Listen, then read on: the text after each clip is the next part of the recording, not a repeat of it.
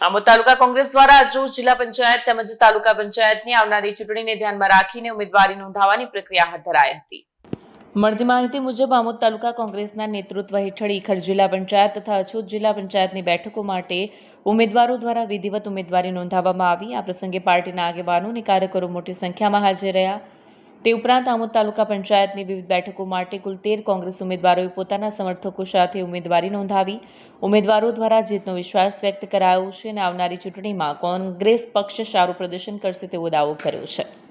ચૂંટણીને લઈને રાજકીય માહોલ ગરમાયો છે અને હવે આગામી દિવસોમાં પ્રચાર પ્રસાર તેજ બનશે તેવી સંભાવના વ્યક્ત કરાઈ રહી છે। માજી તાલુકા કોંગ્રેસ સમિતિ પ્રમુખ અને માજી જિલ્લા પંચાયત સદસ્ય અને આરોગ્ય સમિતિના ચેરમેન અને હાલના જિલ્લા પંચાયતના માજી સદસ્ય શ્રી ઉસ્માનભાઈ મીંડી, માજી પ્રમુખ શ્રી ભરતસિંહ રાજ, તણછાના श्री अश्विनसिंह राज।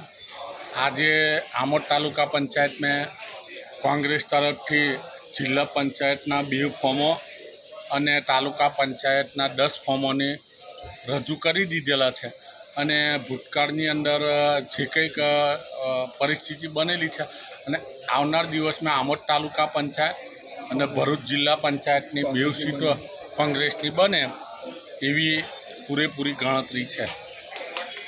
વિડીયો જર્નાલિસ્ટ મોહમ્મદ ખત્રી સાથે સત્યા ટીવી ન્યૂઝ આમોદ।